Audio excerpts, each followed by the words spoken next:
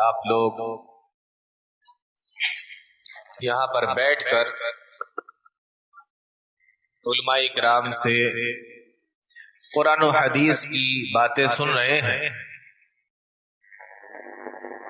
واقعی اتنے لمبے ٹائم تک ایک جگہ پر بیٹھنا یہ ایک بڑا مشکل کام ہے، لیکن آپ لوگ تعریف کے لائق ہیں اس بات میں کہ اتنے گھنٹوں سے لگاتار یہاں پر بیٹھے ہوئے ہیں۔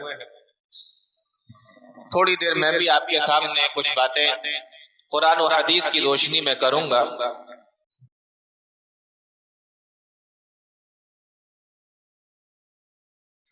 مجھے حکم ہوا ہے قیامت کی نشانیاں، اس تعلق سے میں کچھ باتیں آپ لوگوں کے سامنے کروں۔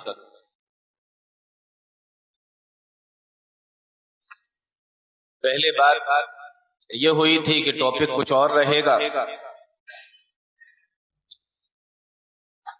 بعد میں مجھے ابھی جلدی ہی میں بتایا کہ نہیں، آپ کو قیامت کی نشانیاں اس ٹاپک پر بات کرنی ہے۔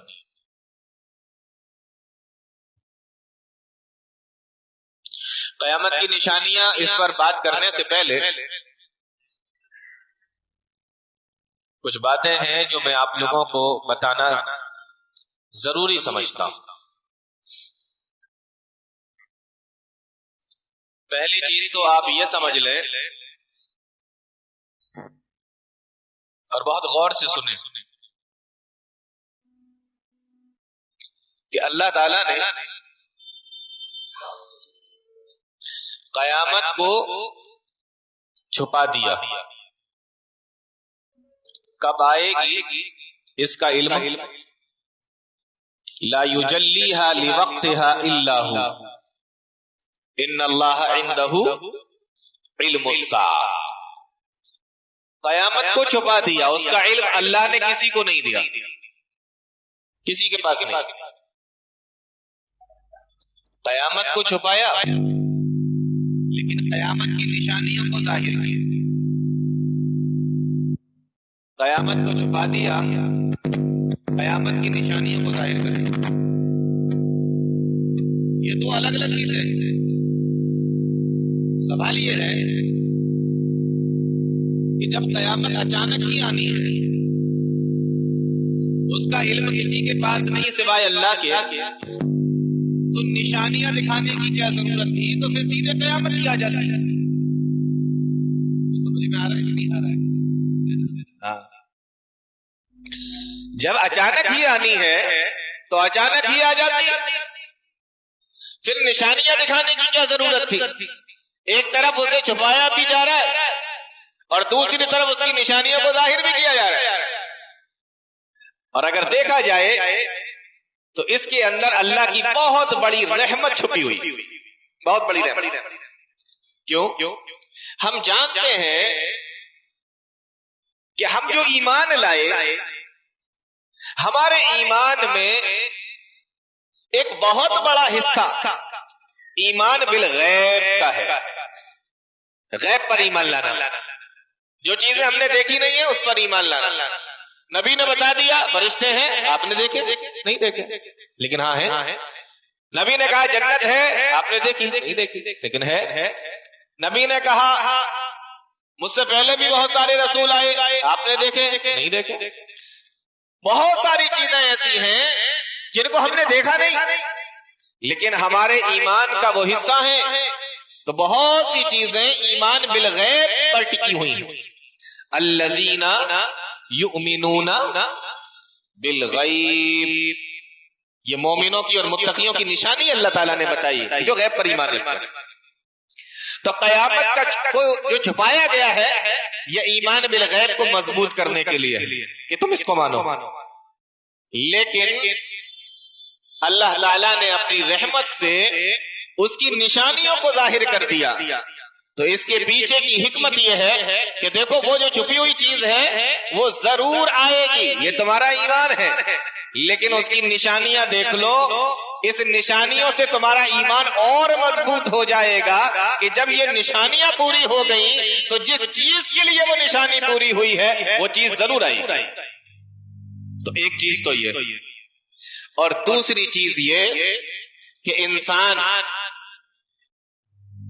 قیامت سے پہلے قیامت کی نشانیاں دیکھ کر قیامت کی تیاری کر لے، اپنی آخرت کی فکر کر لے. اس لیے اللہ تعالیٰ نے قیامت کو چھپایا لیکن قیامت کی نشانیوں کو ظاہر کر دیا. اتنی بات سمجھ میں آ گئی جی. دوسری بات آپ قیامت کی نشانیوں کے تعلق سے یہ سمجھیں، ہم یہ سمجھتے ہیں کہ اگر کوئی چیز قیامت کی نشانی ہے تو وہ بری ہوگی. عام سوچ یہی ہے لوگوں کی کہ جو چیز قیامت کی نشانی ہے، کسی کو کچھ کرتے ہوئے دیکھ لیا کہ ارے یہ تو قیامت کی نشانی، کسی کو کچھ دیکھا ارے یہ تو قیامت کی نشانی. آپ اس بات کو آج اچھے طریقے سے سمجھ لیں کہ قیامت کی ہر نشانی بری نہیں ہے. قیامت کی بہت ساری چیزیں ایسی ہیں جو قیامت کی نشانی ہیں لیکن اچھی ہیں. مثال کے طور پر قیامت سے پہلے حضرت عیسیٰ علیہ السلام اس دنیا کے اندر آئیں گے، اور حدیث کے اندر آیا کہ جب حضرت عیسیٰ علیہ السلام اس دنیا میں آئیں گے تو یہ دنیا خیر سے برکتوں سے بھر جائے گی. اب دیکھیں، ہے قیامت کی نشانی لیکن دنیا کا خیر سے بھر جانا، برکتوں سے بھر جانا، یہ اچھا ہے کہ برا؟ تو آپ یہ سمجھ لیں اچھے طریقے سے کہ قیامت کی نشانی مطلب بری نہیں، ایسا نہیں ہے. قیامت کی نشانی بھی ہو سکتی ہے اور اچھی بھی ہو سکتی ہے، یہ بھی سمجھ لیں اچھے طریقے سے. ابھی کچھ دن پہلے آپ نے دیکھا ہوگا سوشل میڈیا پر سعودی عرب میں بارش ہوئی، گھاس نکل آئی، ہریالی ہو گئی. لوگوں نے کہا اوہ سعودی کے اندر ہریالی قیامت کی نشانی ہے. ہاں ہے جی، ہے بالکل ہے. لیکن گھاس کا نکلنا، ہریالی کا بڑھنا یہ کوئی بری بات نہیں. کیوں؟ اللہ کے نبی صلی اللہ علیہ وسلم کا فرمان سن. پیارے نبی نے فرمایا لا تقوم الساعة حتى تعود. قیامت اس وقت تک قائم نہیں ہوگی جب تک کہ ارض العرب مروجا وانہارا، عرب کی زمین ہریالی والی نہ ہو جائے، نہر والی نہ ہو جائے، وہاں پانی اور وہاں پر ہرا بھرا معاملہ، یعنی ریگستان سے بدل کر نخلستان کے اندر اور باغ اور باغیچے میں تبدیل نہ ہو جائے، اس وقت تک قیامت قائم نہیں ہوگی. تو یہ نبی نے فرمایا. اور تعجب کی بات دیکھیں آپ، الفاظ کون سا استعمال کیا نبی نے؟ حتی تعودا، یہاں تک کہ لوٹ آئے، ارض العرب، عرب کی زمین کے اندر، مروجن و انہارا، ہریالی لوٹ آئے، نہریں لوٹ آئیں. یہ لوٹنے کے لفظ سے معلوم ہوا کہ عرب کے اندر کئی ہزار سال پہلے ہریالی ہی ہوا کرتی تھی. ہاں، یہ جو زمین کا سروے کرتے ہیں نا لوگ، یہ بتاتے ہیں کہ عرب پہلے ریگستان نہیں تھا. جی، عرب پہلے یہ جو ابھی ریگستان نظر آتا ہے ایسا ریگستان نہیں تھا، بلکہ عرب کے اندر بھی پہلے ہریالی ہوا کرتی تھی، پھر ریگستان بنا اور قیامت سے پہلے پھر ہریالی آئے گی. اور نبی کی حدیث میں نے آپ کو سنا دی. تو میں آپ کو یہ بتا رہا ہوں کہ قیامت کی نشانی، ہر نشانی بری نہیں ہے. تیسری چیز آپ یہ سمجھ لیں قیامت کی نشانی کے تعلق سے کہ قرآن اور حدیث نے، بہت غور سے سننا اس کو بھی، یہ آج کے زمانے سے، قرآن اور حدیث نے جس نشانی کو جس طریقے سے بتایا، اس نشانی کو بالکل اس کے حقیقی معنی پر محمول کرنا اور اس کو ویسا ہی سمجھنا، اس کے اندر اپنی طرف سے تعویلیں نہ کرنا، اس کے اندر بیجا تعویل نہ کرنا، جیسے بتایا گیا ویسے ہی ماننا. مثال کے طور پر حدیث کے اندر آیا کہ آخری وقت میں دجال آئے گا، ہے کہ نہیں؟ حدیث کے اندر بہت ساری حدیثوں کے اندر ہے آخری وقت میں دجال آئے گا. اب لوگوں نے کیا کہا، یہ جو انٹرنیٹ ہے نا یہی دجال ہے. یہ کیا ہے؟ یہ تعویل ہے، یہ اپنی طرف سے بنایا ہوا معنی ہے. جب نبی نے فرمایا کہ دجال آئے گا تو دجال آئے گا. اب کوئی یہ کہے کہ انٹرنیٹ دجال ہے تو اب لوگ اس سے کہتے ہیں کہ وہ تو کانا ہوگا, اس کی ایک آنکھ ہوگی, کانا ہوگا. تو کہتے ہیں دیکھو یہ کانا ہے نا, حدیثوں کے اندر آیا, اس سے مراد فائٹر پلان ہے. پلان جو ہوتے ہیں نا جہاز, فائٹر لڑاکو جہاز, بولے اس سے مراد یہ کانا ہوگا, کانے سے مراد فائٹر پلان, یہ لڑاکو جہاز.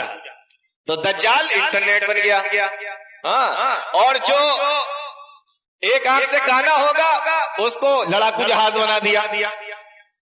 یہ کیا ہے؟ یہ اپنی طرف سے تعویل کی جا رہی. ایسے ہی حدیث کے اندر آیا کہ قیامت سے پہلے دریائے فرات جو عراق کے اندر ہے, دریائے فرات عراق کی مشہور نہر ہے, اس دریا کے اندر سونے کا ایک پہاڑ نکلے گا, اور اس سونے کے چکر میں دنیا کے لوگ آپس میں لڑیں گے. اللہ کے نبی صلی اللہ علیہ وسلم فرماتے ہیں کہ جس کے زمانے میں وہ سونے کا پہاڑ نکلے, میں اپنے امتیوں سے یہ کہہ کے جا رہا ہوں کہ اس سونے کے قریب بھی نہ جائے. نبی نے منع فرما دیا. اب کیا کہا؟ یہ سونے کے پہاڑ کا کیا کیا انہوں نے؟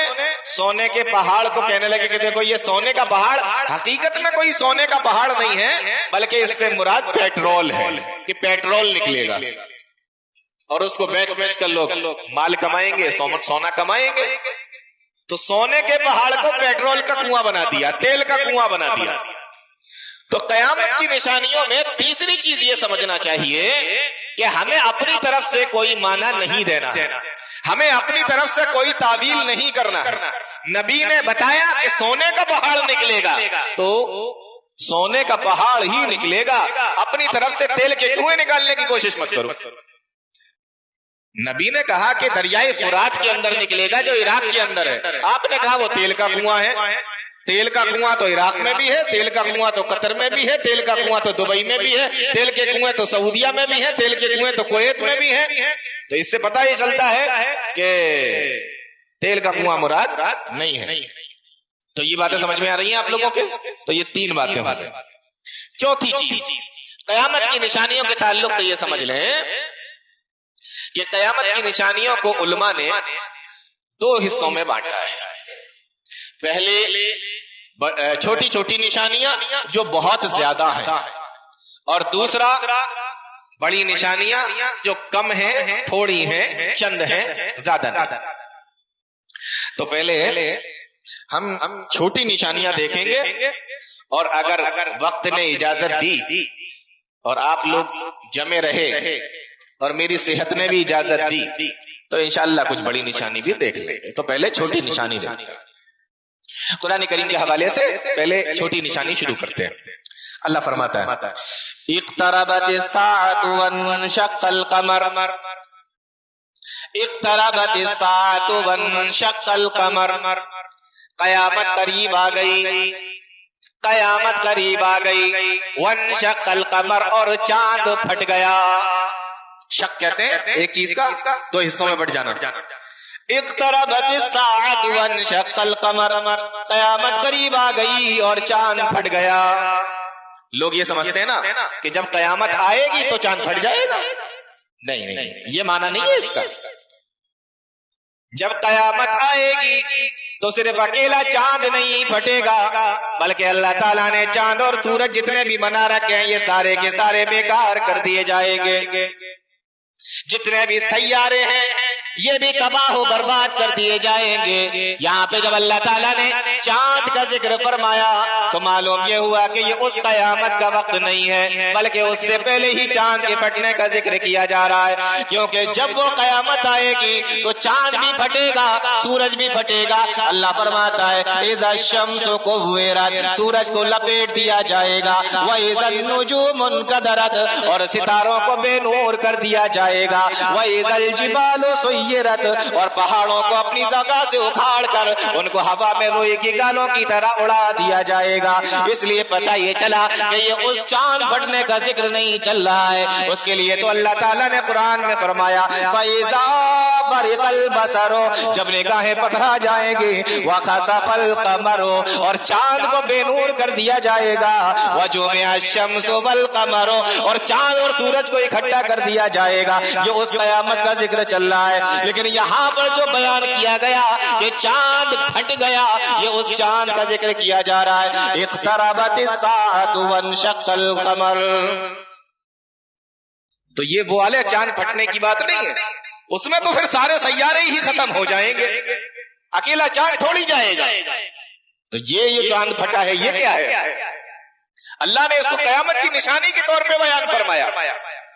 اللہ تعالیٰ قرآن کریم کے اندر فرماتا ہے هل ينظرون الا الساعة ان تأتيهم بغتة.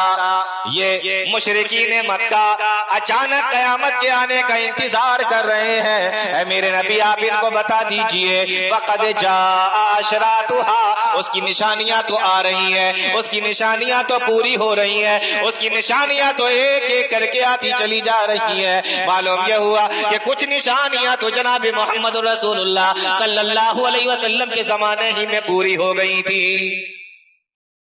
تو یہ چاند کا جو پھٹنا ہے یہ نبی کے زمانے میں ہوا. کیسے ہوا؟ اس کا ذکر حدیث کے اندر آتا ہے. راوی بیان فرماتے ہیں عبداللہ ابن مسعود رضی اللہ تعالی، فرمایا رات کا وقت تھا، مینا کا میدان تھا، عرب کا ریگستان ہے، میدان مینا ہے، رات کا وقت ہے. عبداللہ ابن مسعود رضی اللہ تعالیٰ عنہ فرماتے ہیں ان اہل مکہ سالوا رسول اللہ صلی اللہ علیہ وسلم ان یریہم آیتا. اے اللہ کے نبی ہم آپ کے پاس میں اس لیے آئے ہیں، اے محمد رسول اللہ ہم آپ کے پاس میں اس لیے آئے ہیں ان یریہم آیتا، تم ہمیں کوئی نشانی دکھاؤ، تم ہمیں کوئی علامت دکھاؤ، تم ہمیں کوئی معجزہ دکھاؤ جس کو دیکھ کر ہم ایمان لے آئے، جس کو دیکھ کر ہم کلمہ پڑھ لیں. حدیث کے اندر آتا ہے اللہ کی نبی صلی اللہ علیہ وسلم نے فَأَرَاهُمْ انشقاق القمر، اللہ کے نبی صلی اللہ علیہ وسلم نے ان کو چاند دو ٹکڑے ہوتے ہوئے دکھایا. رات کا وقت ہے، مینا کا میدان ہے، چاند چمک رہا ہے. کیا دیکھنا چاہتے ہو؟ کیا اس کے دو ٹکڑے کر دو گے؟ کتنی بڑی چیز لے کر آئے، کیا اس کے دو ٹکڑے کر دو گے؟ حدیث کے اندر آتا ہے عبداللہ ابن مسعود رضی اللہ تعالیٰ عنہ فرماتے ہیں انشق القمر علی عہد رسول اللہ صلی اللہ علیہ وسلم، اللہ کے نبی صلی اللہ علیہ وسلم کے زمانے میں چاند دو ٹکڑے ہو گیا تھا. عبداللہ ابن مسعود فرماتے ہیں حتی رأیت الجبل، یہاں تک کہ میں نے پہاڑ کو دیکھا، من بین فرجت القمر، چاند کے دو ٹکڑوں کے بیچ میں نے پہاڑوں کو دیکھا، پہاڑ نظر آ رہے تھے. اللہ کے نبی صلی اللہ علیہ وسلم کے زمانے میں اس طریقے سے چاند دو ٹکڑے ہوا. تو یہ نشانی نبی کے زمانے ہی میں پوری ہو گئی تھی. چاند ایک بار دو ٹکڑے ہو چکا ہے. اب اعتراض کرنے والے اس پر اعتراض کرتے ہیں ہم اسلام کے ماننے والے ہیں، ہم مسلمان ہیں، قرآن کے اوپر ہمارا پورا یقین اور ایمان ہے، حدیثوں پر بھی ہے جو صحیح حدیثیں ہیں، نبی نے کہا، اللہ نے فرمایا، ہم نے مان لیا. لیکن بعض لوگ جو ہے نا اعتراض کرتے ہیں، کہتے ہیں ایسا کیسے ہو سکتا ہے کہ چاند کے دو ٹکڑے ہو جائیں اور کسی کو پتہ بھی نہ چلے، چاند کے دو ٹکڑے ہو جائیں اور کوئی دیکھے بھی نہیں، ایسا کیسے ہو سکتا ہے؟ تو میں یہ چاہتا ہوں کہ اس اعتراض کو اور اس شک کو دور کرتے ہوئے آگے بڑھا جائے.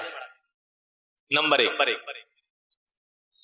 جب آدھی دنیا کے اندر رات ہوتی ہے، چاند نکلتا ہے، تو آدھی دنیا کے اندر دن ہوتا ہے، سورج نکلتا ہے. غور سے سننا، جب آدھی دنیا کے اندر رات ہوتی ہے تو آدھی دنیا کے اندر دن ہوتا ہے. جہاں رات ہوتی ہے وہاں چاند نکلتا ہے، اور جہاں پر دن ہوتا ہے وہاں پہ سورج نکلتا ہے. تو جہاں دن ہوگا، جہاں سورج نکلا ہوگا، وہاں چاند کے دکھنے کا کوئی معاملہ ہی طے نہیں ہوتا.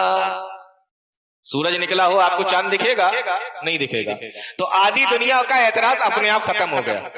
سمجھ میں آ رہی بات کہ نہیں آ رہی ہے؟ ہاں، آدھی دنیا کا اعتراض اپنے آپ ختم ہو گیا کہ ہمیں کیوں نہیں دکھا. میں بھائی آپ کیا دن تھا، آپ کو تو نہیں دکھے گا، کیونکہ جب سورج نکلا ہوتا ہے تو چاند نہیں دکھتا ہے.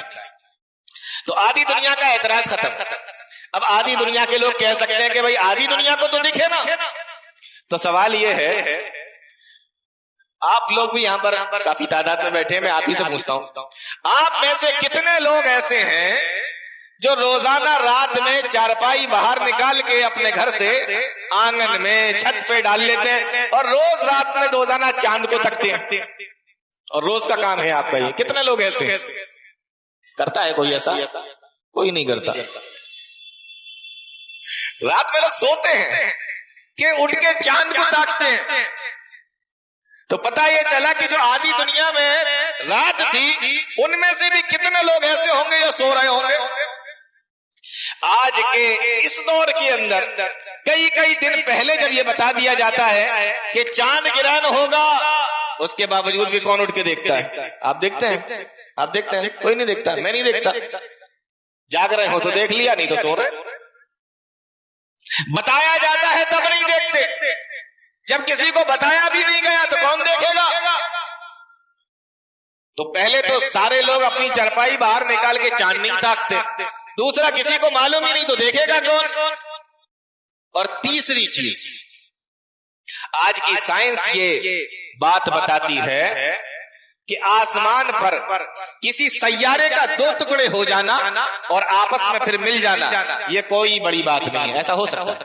یہ آج کی سائنس دعویٰ کرتی ہے کہ سیارہ آسمان میں پھٹے، اس کے حصے الگ ہوں اور کشش ثقل کی وجہ سے وہ پھر سے آپس میں مل جائیں. جیسے ہر چیز کے اندر ایک گریویٹی ہوتی ہے، جیسے زمین کے اندر جو ہے نیچے اپنی طرف کھینچنے کی گریویٹی ہے، تو اس طریقے سے سیاروں کے اندر بھی اللہ تعالیٰ نے رکھی ہے. تو ایسا ہو سکتا ہے، سائنس کہتی ہے کہ کوئی سیارہ اپنی جگہ سے ہٹے، ہلے، پھٹے اور وہ آپس میں دوبارہ پھر سے مل جائے. یہ سائنس نے بتایا.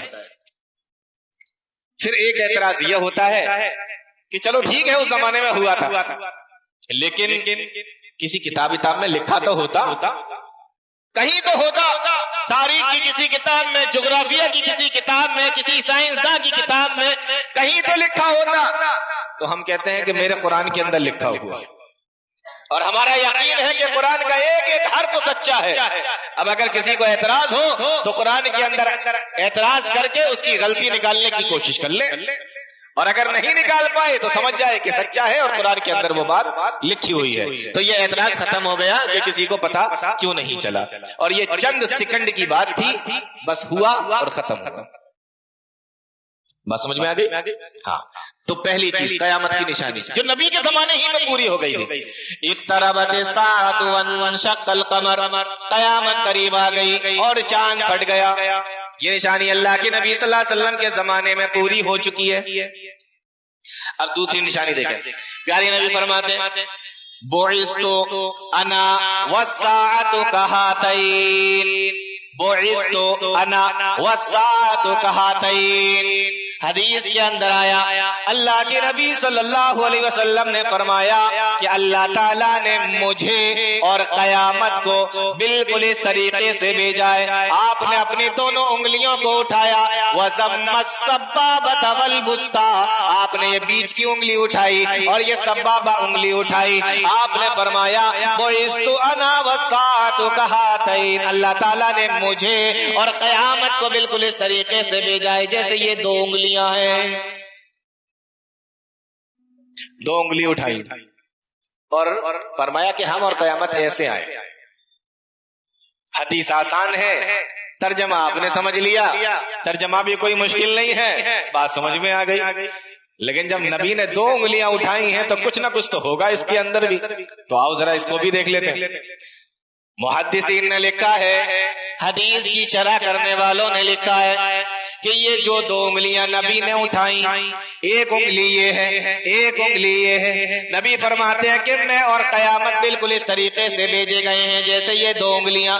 تو جس طریقے سے ان دونوں انگلیوں کے بیچ میں کوئی اور انگلی نہیں ہے، کوئی دوسری انگلی نہیں ہے، کوئی تیسری انگلی نہیں ہے، اسی طریقے سے نبی کے آنے کے بعد میں سیدھے قیامت قیامت آئے گی ان دونوں کے بیچ میں اب کوئی دوسرا نبی نہیں آئے گا، اب کوئی اور نبی آنے والا نہیں ہے، نبی کے بعد میں سیدھے قیامت آئے گی۔ اللہ کے نبی فرماتے ہیں بعثت انا والساعۃ کہاتین، مجھے اور قیامت کو ایسے بھیجا گیا ہے جیسے یہ دو انگلیاں، تو جیسے ان دو انگلیوں کے بیچ میں کوئی تیسری انگلی نہیں ہے، اسی طریقے سے نبی کے بعد میں کوئی دوسرا نبی آنے والا نہیں ہے۔ آیا سمجھ میں؟ یہ دو انگلیاں کیوں دکھائی جا رہی ہیں؟ اب نبی کے بعد جتنے بھی لوگ دنیا کے اندر آئیں اور اپنے آپ کو نبی ہونے کا دعویٰ کریں، یہ سارے کے سارے جھوٹے ہیں، مکار ہیں، دجال ہیں، کذاب ہیں، کوئی نبی آنے والا نہیں۔ کوئی بھی دھوکہ دینے کی کوشش کرے کہ ارے ذلی ہیں کہ بروجی ہیں کہ فلانی ہے کہ ڈھکانی ہے، کچھ نہیں، نبی نے کہا نہیں آئے گا تو نہیں آئے گا۔ دو انگلیاں دکھا دی کہ میں اور قیامت، بیچ میں کوئی انگلی نہیں، اس لیے بیچ میں کوئی نبی نہیں۔ بعثت انا والساعۃ کہاتین، میں اور قیامت ایسے آئے ہیں جیسے یہ دو انگلیاں، یہ دو انگلیاں نبی نے دکھائی۔ تو پہلی چیز تو سمجھ میں آ گئی کہ بیچ میں کوئی نبی نہیں ہے۔ دوسری چیز بھی سمجھنے کی کوشش کرو، یہ دو انگلیاں ہیں، یہ بیچ کی انگلی ہے، اس کو وسطیٰ کہتے ہیں، یہ اس کے برابر والی انگلی ہے، اس کو سبابہ کہتے ہیں۔ علماء نے لکھا ہے کہ یہ جو بڑی انگلی ہے یہ آدم علیہ السلام سے لے کر محمد الرسول اللہ تک کا زمانہ ہے، اور یہ جو چھوٹی والی انگلی ہے یہ محمد الرسول اللہ صلی اللہ علیہ وسلم سے لے کر قیامت تک کا زمانہ ہے۔ بات سمجھنے میں دقت تو نہیں ہو رہی کوئی؟ ہاں، یہ جو بڑی انگلی ہے یہ آدم سے لے کر محمد رسول اللہ تک کا زمانہ ہے، اور یہ جو چھوٹی والی انگلی ہے یہ محمد رسول اللہ سے لے کے قیامت تک کا زمانہ ہے۔ معلوم یہ ہوا کہ بڑا والا زمانہ تو گزر گیا، اب جو چھوٹا والا زمانہ تھا جس کے بعد میں قیامت آنا تھی یہ زمانہ چل رہا ہے، اور اس میں بھی 1400 سال کا وقفہ گزر چکا ہے۔ اب آپ سمجھے قیامت کتنے قریب ہے۔ تیسری چیز سمجھیں، اللہ کے نبی نے فرمایا کہ میں اور قیامت ایسے آئے ہیں جیسے یہ دو انگلیاں۔ اب ان دونوں انگلیوں کو دوبارہ سے دیکھو، یہ انگلی بڑی ہے، یہ انگلی چھوٹی ہے، یہ آدم سے لے کے محمد رسول اللہ تک کا زمانہ ہے، یہ محمد رسول اللہ سے لے کے قیامت تک کا زمانہ ہے۔ دیکھنے میں بڑی یہ لگے گی اور یہ چھوٹی لگے گی، تو یہ زمانہ بڑا ہے، یہ زمانہ چھوٹا ہے، لیکن یہ بڑا زمانہ افضل زمانہ نہیں ہے، کیونکہ ان دونوں انگلیوں میں سے افضل انگلی کون سی ہے؟ آپ کہیں گے یہ انگلی جس سے نماز کے اندر ہم اشارہ کرتے ہیں، تو زمانہ بڑا یہ ہے، لیکن زمانہ افضل یہ ہے جو محمد رسول اللہ صلی اللہ علیہ وسلم کا زمانہ ہے۔ فرمایا بعثت انا والساعۃ کہاتین، میں اور قیامت بالکل اس طریقے سے آئے ہیں جیسے یہ دو انگلیاں، اور بیچ میں جگہ کتنی ہے؟ یہ بالکل چھوٹی سی جگہ، بس اتنے میں جی رہے ہیں ہم لوگ، ہے نا، بس اتنی سی جو دیکھ رہے ہیں نا یہ جگہ، بس اسی میں جی رہے ہیں، یہی ہے، بس یہ ختم ہو جائے گا حصہ، اس کے بعد پھر قیامت ہے۔ تو اللہ کے نبی فرماتے ہیں میں اور قیامت ایسے آئے۔ میں نے شروع میں آپ کو بتایا تھا کہ قیامت کی نشانی ہونا تو کہ یہ بری ہی ہوگی، ایسا نہیں ہے۔ اب دیکھیے نبی کا آنا دنیا کے اندر رحمت ہے، کائنات کے اوپر رحمت ہے نبی کا آنا، لیکن نبی اس کو قیامت کی نشانی سے جوڑ کے بتا رہے، تو قیامت کی ہر نشانی بری نہیں ہوتی۔ تو بعثت انا والساعۃ کہاتین۔ ایک تیسری چیز سمجھے، بڑی مشہور حدیث ہے، محدثین کرام نے اس کو بہت اپنی اپنی کتابوں کے اندر لکھا ہے، حدیث جبریل کے نام سے مشہور ہے۔ میں اس کا آخری کا چھوٹا سا ٹکڑا پڑھتا ہوں۔ جبریل امین آئے اور گھٹنوں سے گھٹنے ملا کر اللہ کے نبی صلی اللہ علیہ وسلم کے سامنے بیٹھ گئے۔ بعض روایتوں کے اندر آتا ہے کہ انہوں نے اپنے ہاتھوں کو اپنی رانوں پہ رکھا، اور بعض روایتوں کے اندر آتا ہے کہ نبی کی رانوں کے اوپر انہوں نے اپنے ہاتھ کو رکھا، اور کئی سوال کیے۔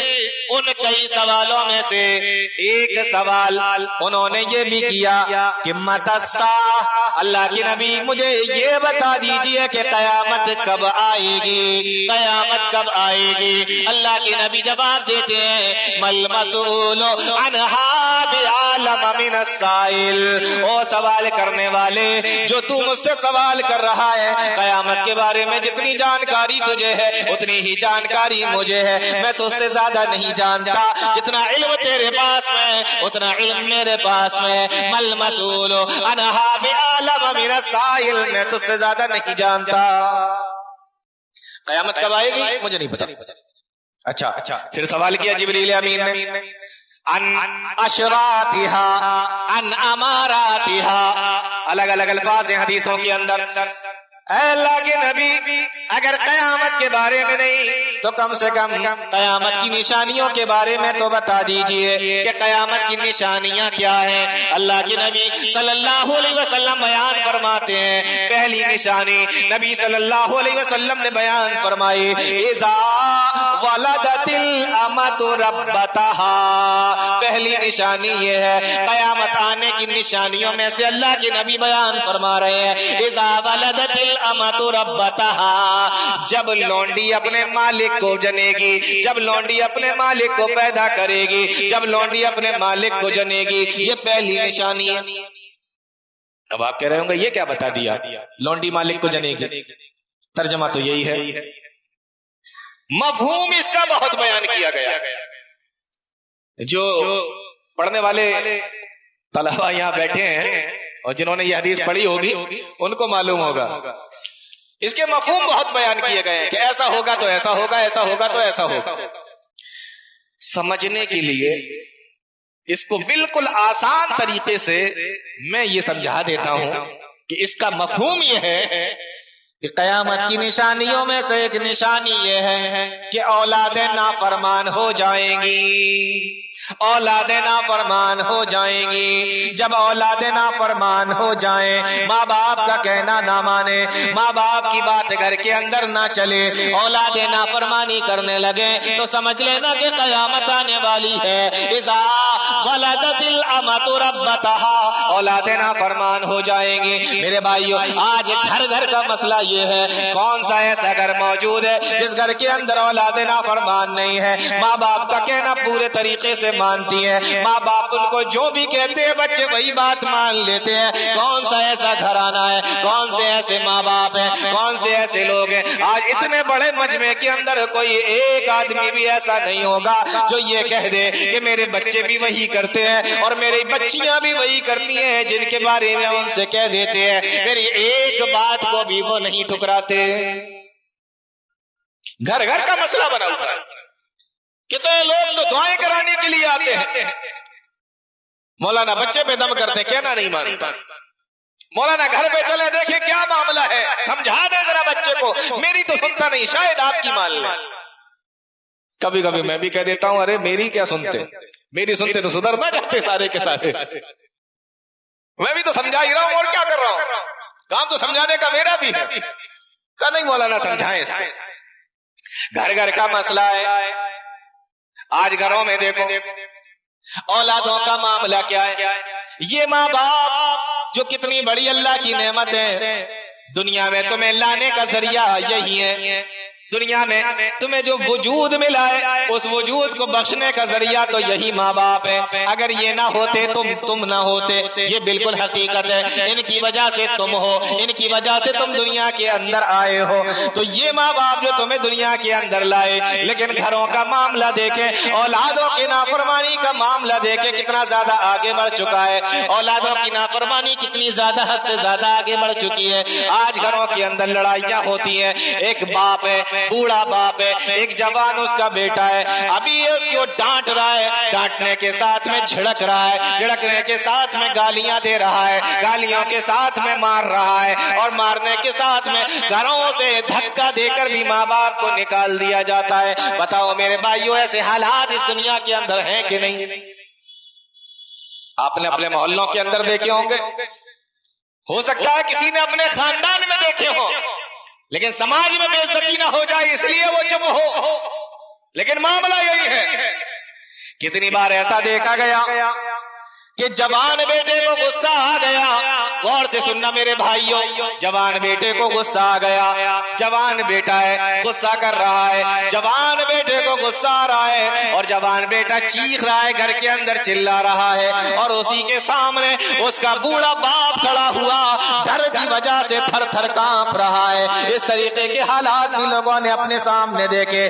بیٹا چیخ چیخ کے چلا چلا کے اس پہ چل چل دوڑ رہا ہے, اور بوڑھا باپ کھڑا کھڑا ڈر کی وجہ سے رو رہا ہے اور تھر تھر کانپ رہا ہے. اس طریقے کا معاملہ بھی ہمارے گھروں کے اندر دیکھا جا رہا ہے. اللہ کے نبی فرماتے ہیں اذا ولدت الامۃ ربتها, جب اولاد نافرمان ہو جائیں تو سمجھ لینا یہ قیامت کی نشانی ہے.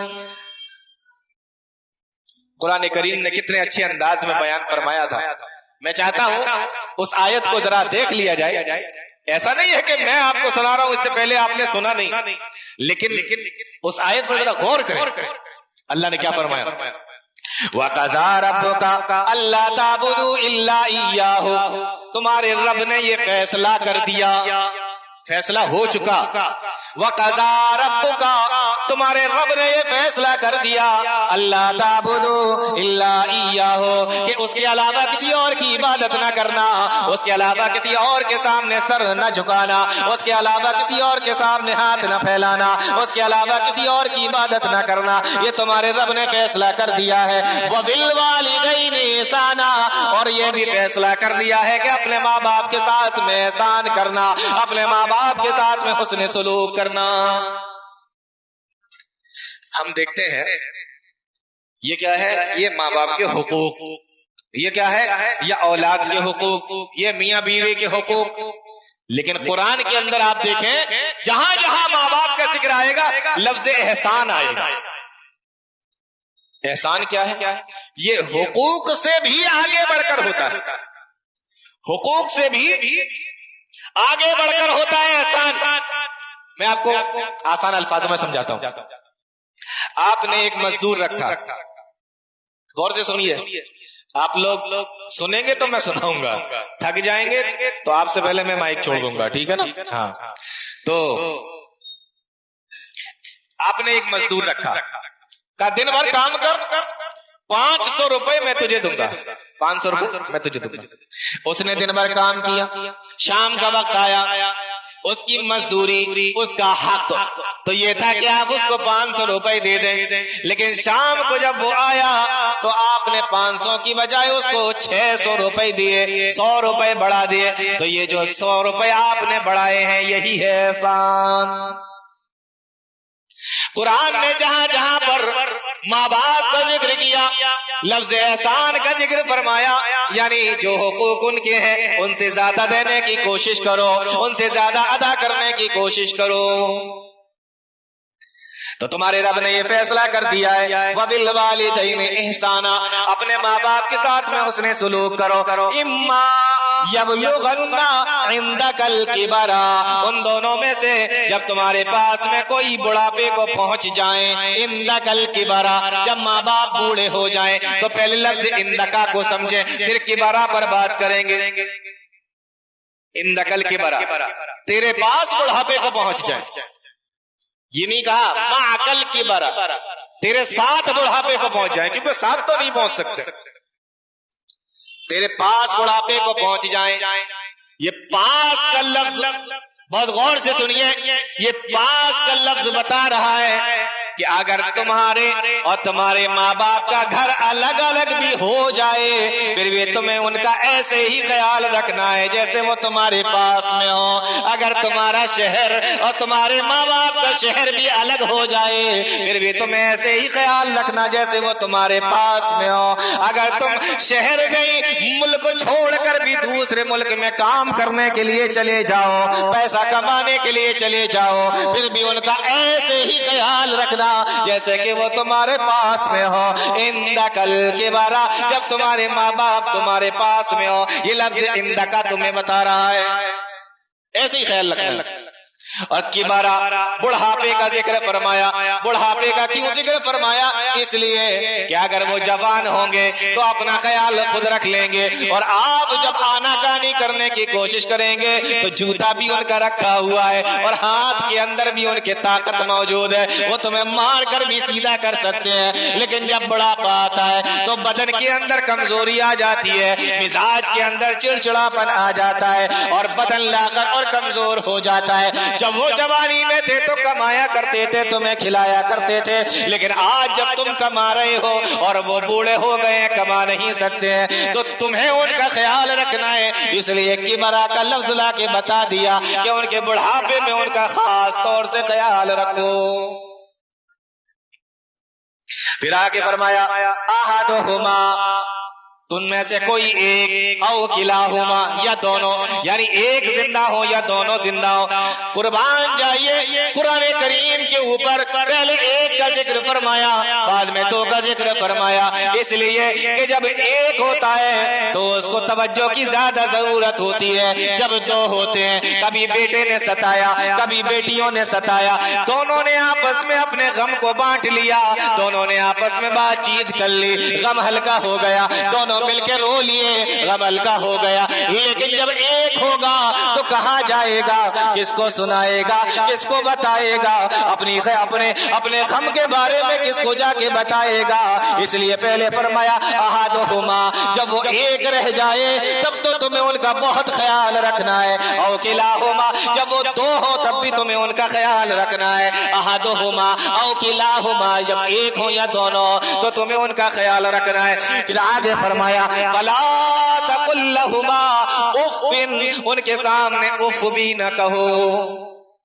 کیا کہا؟ ان کے سامنے بولو اف, اف بھی نہ کہو. میں نے اف کا ترجمہ کیا نہیں, اف کو افی کا, لیکن آپ اندازہ کریں اللہ تعالیٰ نے کس طریقے سے ماں باپ کا خیال رکھنے کا حکم دیا ہے کہ لفظ بھی ایسا استعمال کیا, لفظ بھی ایسا استعمال کیا کہ لفظ اف میں نے کہا اور آپ سمجھ گئے, اس کا ترجمہ کرنے کی بھی ضرورت نہیں پڑی ہے. فلا تقل لہما اف, ان کے سامنے اف بھی نہ کہو. ٹھیک ہے نا؟ اب جو بات بتانے جا رہا ہوں بہت غور سے سنیے. اگر آپ اس کو غور سے سنیں گے نا طبیعت خوش ہو جائے گی آپ کی. الف سے لے کر یا تک 29 حروف ہوتے ہیں. الف سے لے کر یا تک عربی میں الف سے لے کے یا تک عربی میں 29 حروف ہوتے ہیں. اور جو لغت کے امام ہیں نا, جو اس پر بات کرتے ہیں, لغت پر, گرامر پر, حروف پر, تجوید پر, جو اس پر بات کرتے ہیں, انہوں نے کہا ہے, بہت غور سے سنیے, انہوں نے کہا کہ ان 29 حروف کے اندر, الف سے لے کے یا تک 29 حروف کے اندر سب سے آسان الفاظ جو ہے وہ فا ہے. فا کچھ آ رہا ہے سمجھ میں کہ نہیں آ رہا ہے؟ اس میں جو سب سے آسان لفظ ہے وہ فا ہے. فلا تقل لہما اف, جو سب سے آسان لفظ ہے. ایک تو لفظ اف, یہ سب سے آسان کلمہ, پھر اس میں بھی فا, وہ سب سے آسان حرف. تو فلا تقل لہما اف, سب سے آسان والا جو حرف فا ہے, جو اف ہے, وہ بھی ان کے سامنے نہ کہو. یہ ہے ماں باپ کا معاملہ. آگے فرمایا ولا تنہرہما, انہیں ڈانٹو بھی نہیں, انہیں جھڑکو بھی نہیں. تو یہ دو لفظ ہو گئے. لا تقل لہما اف, انہیں اف بھی نہ کہو, انہیں ڈانٹو بھی نہیں. جب اف بھی نہیں کہہ سکتے تو ڈانٹنا تو بہت دور کی بات ہے, لیکن پھر یہ ڈانٹنے کا لفظ استعمال کیوں کیا گیا؟ فلا تقل لہما اف ولا تنہرہما, جب اف کہنے سے منع کر دیا گیا تو ڈانٹنا تو بہت دور کی بات ہے, تو پھر یہاں پہ ڈانٹنے کا لفظ کیوں استعمال کیا گیا؟ محدثین مفسرین نے لکھا ہے کہ لا تقل لہما اف, کہہ کر بتا دیا گیا کہ یہ ڈانٹ کی ابتدا ہے. یہاں سے انسان کہنا شروع کرتا ہے وَلَا تَقُلْ لَهُمَا اُفٍّ، یہ ڈانٹ کی ابتدا ہے. وَلَا تَنْهَرْهُمَا، اور ان کو ڈانٹو بھی مت، جھڑکو بھی مت، یہ ڈانٹ کی انتہا ہے. یعنی نہ ان کو ڈانٹ کی ابتدا ان سے کی جا سکتی ہے، نہ ڈانٹ کی انتہا ان سے کی جا سکتی ہے. تو نبی نے فرمایا اذا ولدت الامۃ ربتها، قیامت کی ایک نشانی یہ ہے کہ اولادیں نافرمان ہو جائیں گی. اور یہ جو دعا ہے نا رب ارحمہما کما ربیانی صغیرا، آسان سی دعا ہے، اس کو پڑھتے رہنا چاہیے. ماں باپ زندہ ہوں تو ختم ہو گئے ہوں تو، ایک زندہ ہوں ایک چلے گئے ہوں تو اس دعا کو پڑھنا ہے، رب ارحمہما کما ربیانی صغیرا.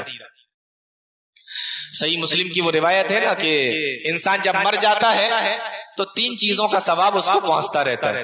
اس میں آخر کا جو ہے ولد صالح یدعو لہ، نیک اولاد جو اپنے ماں باپ کے لیے دعا کرتی ہے. تو اگر آپ کو یہ چیک کرنا ہے کہ آپ نیک اولاد ہیں کہ نہیں، تو پھر آپ یہ چیک کریے کہ آپ اپنے ماں باپ کے لیے دعا کرتے ہیں کہ نہیں.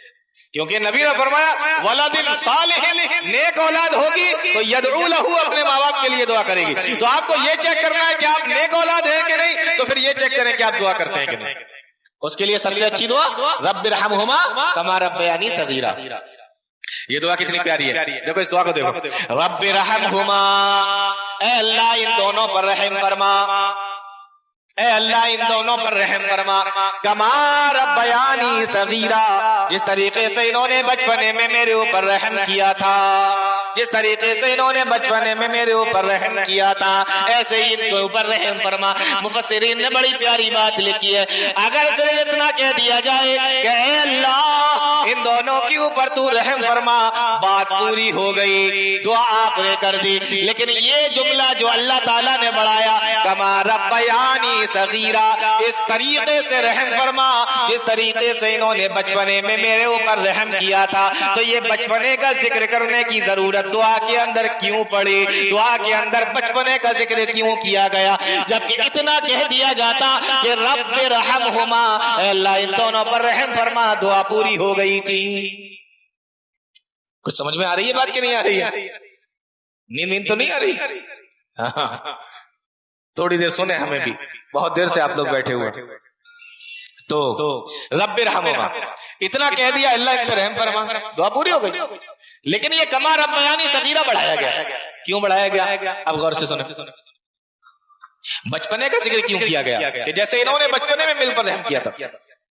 آپ دیکھیں عید کا دن ہے، عید کا ٹائم ہے، غور سے سنیں، عید کا ٹائم ہے، ماں باپ ان کے پاس میں صرف اتنا پیسہ ہے، عید کا ٹائم ہے اور ماں باپ کے پاس میں صرف اتنا پیسہ ہے کہ یا تو وہ اپنے بچوں کے کپڑے لا سکتے ہیں یا اپنے کپڑے لا سکتے ہیں. بہت غور سے سنیے گا، یا تو اپنے کپڑے لا سکتے ہیں یا اپنے بچوں کے کپڑے لا سکتے ہیں. میرے بھائیو بتاؤ ماں باپ کس کے کپڑے لے کر آئیں گے؟ کس کے کپڑے لے کر آئیں گے؟ بچوں کے کپڑے لے کر آئیں گے. کما ربیانی صغیرہ، جس طریقے سے انہوں نے بچپنے میں میرے اوپر رحم کیا تھا اس طریقے سے تو بھی ان کے اوپر رحم فرما. میرے بھائیو گھر کے اندر ماں باپ ہیں، بچے ہیں، اور ماں باپ کے پاس ماں باپ بھی بیمار ہیں، بچے بھی بیمار ہیں، اور پیسہ صرف اتنا ہے کہ دونوں میں سے کسی ایک کی دوا آ سکتی ہے، یا تو ماں باپ کی آئے گی یا بچوں کی آئے گی. بتاؤ میرے بھائیو دوا کس کی آئے گی؟ گھر کے اندر دوا کس کی لائی جائے گی؟ گھر کے اندر دوا کس کی آئے گی؟